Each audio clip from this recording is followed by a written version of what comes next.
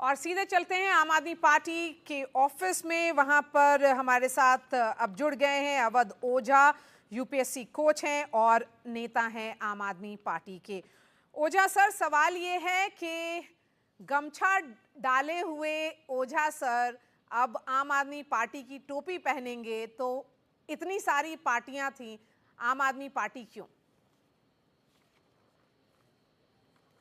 जी ma'am, बिल्कुल। जिस party ने एजुकेशन की इतनी बड़ी अलख जगा दी कि दिल्ली को एजुकेशनल लेबोरेटरी बना दिया कि विदेशियों को भी तारीफ करनी पड़ी, पहली चीज़। और दूसरी चीज़, जितना इतना सम्मान और प्रेम का निमंत्रण दिया, और वो भी इस आधार पे दिया कि हम चाहते हैं कि हमारी जो शिक्षा की विकास धारा है उसमें आप हमारे सहयोगी बने, तो फिर तो इधर आना ही था। ओझा सर हमारे साथ यहाँ पे स्टूडियो में हैं आशुतोष और हर्षवर्धन त्रिपाठी, वो भी आपसे सवाल पूछेंगे। आशुतोष जी। ओझा जी, भारतीय जनता पार्टी क्यों नहीं ज्वाइन किया आपने? आम आदमी पार्टी के बारे में पिछले दिनों जो खबरें हैं वो कोई बहुत अच्छी खबरें तो है नहीं। उनके नेता लगातार जेल में गए, 1.5 साल जेल में रहे। आपको मन में कभी सवाल नहीं पड़ा हुआ कि हो सकता है भ्रष्टाचार के आरोप हैं, वो गंभीर आरोप हो, संगीन आरोप हो? सर, जेल में तो नेल्सन मंडेला भी रहे, महात्मा गांधी भी रहे, और बड़े बड़े नेता रहे। पूरी हिस्ट्री जो भरी पड़ी है वो नेताओं के जेल जाने की हिस्ट्री भरी पड़ी है। तो जेल जाना मेरे ख्याल से ऐसा थोड़ी है कि जब तक जुडिशरी इस बात को निश्चित नहीं करती कि आदमी सही है या गलत है, तब तक तो हम उससे कुछ मान ही नहीं सकते। पर उनके खिलाफ, उन नेताओं के खिलाफ भ्रष्टाचार के आरोप नहीं थे, देशद्रोह के आरोप थे, सेडिशन के आरोप थे, अंग्रेजों से लड़ने के आरोप थे। मुझे नहीं लगता कि महात्मा गांधी के ऊपर कोई भ्रष्टाचार के आरोप लगे हो या नेल्सन मंडेला के ऊपर कोई भ्रष्टाचार के आरोप लगे हो। जी जी सर, आरोप लगाना तो आरोप तो कोई किसी पे भी लगा सकता है सर।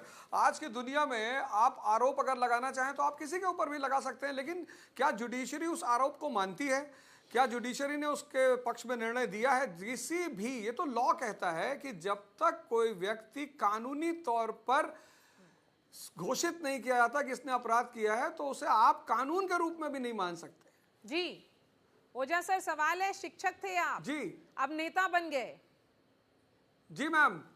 ऐसा मैम, क्यों? डॉक्टर राम मनोहर लोहिया और सर्वपल्ली राधाकृष्ण जी मैं बोल रहा हूं ना। डॉक्टर राम मनोहर लोहिया और सर्वपल्ली राधाकृष्णन जी का कहना है कि देश में जो अच्छे ब्रेन्स हैं उन्हें या तो शिक्षा की तरफ जाना चाहिए, टीचर बनना चाहिए, और या राजनीति की तरफ जाना चाहिए। डॉक्टर राम मनोहर लोहिया इकोनॉमी से पीएचडी करके रखा था उन्होंने। और सबसे बड़ा एग्जाम्पल डॉक्टर BR अम्बेडकर, कितने सारे ऑप्शंस थे उनके पास। यूरोप में ऑप्शंस थे, इंग्लैंड में ऑप्शन था, यूनाइटेड स्टेट्स ऑफ अमेरिका में ऑप्शंस था, पर उन्हें लगा कि नहीं, शायद हमारे देश के लोगों को मेरी ज्यादा जरूरत है, तो वो भारत आया और भारत की राजनीति में उन्होंने हिस्सा लिया। ओझा सर, ये बताएं आप कि जब चुनाव में कैंपेन करेंगे और अभी क्योंकि भाजपा बहुत सारे आरोप लगा रही है आम आदमी पार्टी पर, आम आदमी पार्टी अपना रिपोर्ट कार्ड लेकर जनता के पास जाएगी, तो कौन सा इशू आपके लिए प्राइमरी होगा? कौन सा चुनावी मुद्दा आपको लगता है वोट कैचर हो सकता है, जिसमें सिंसियरिटी भी दिखे? मैडम, मेरे लिए सबसे बड़ा मुद्दा होगा एजुकेशन। आज मैं कई सारे स्कूलों में गया, गवर्नमेंट स्कूलों में गया, और मैंने पहली बार लड़कों को बहुत अच्छे अच्छे सवाल करते हुए सुने हैं। तो मेरे लिए सबसे बड़ा मुद्दा होगा एजुकेशन। और यूपीएससी के बच्चों को कौन पढ़ाएगा अब?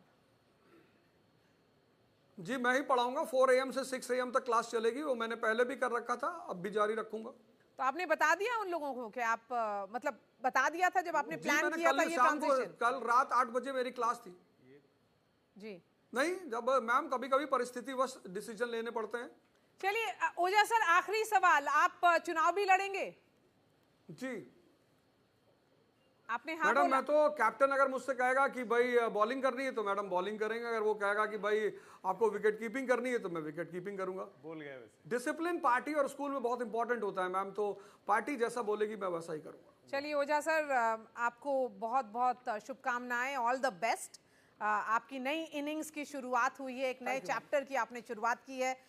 यहाँ पर आशुतोष और हर्षवर्धन जी, शुक्रिया हमारे साथ जुड़ने के लिए।